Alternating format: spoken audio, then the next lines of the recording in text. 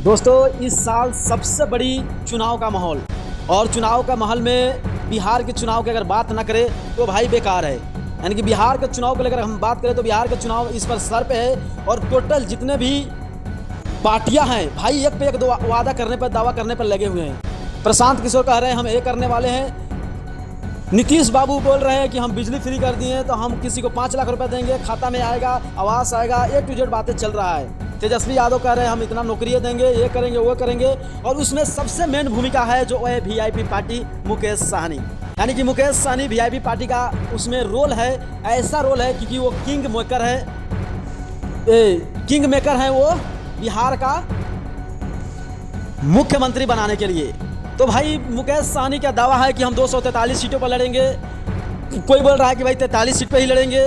तो ये बहुत मतलब मामला उलझा हुआ है क्योंकि यहाँ पे तेजस्वी यादव भी हैं, मुकेश सहनी भी हैं और यहाँ पे बहुत ऐसे नेता है एक साथ चल रहे हैं। तो आप लोगों को क्या लगता है कि सच में मुकेश सहनी हैं जो बिहार का मुख्यमंत्री किंग मेकर हैं? आपको क्या लगता है, क्या सच में मुकेश सहनी बिना सरकार बनाना नामुमकिन है?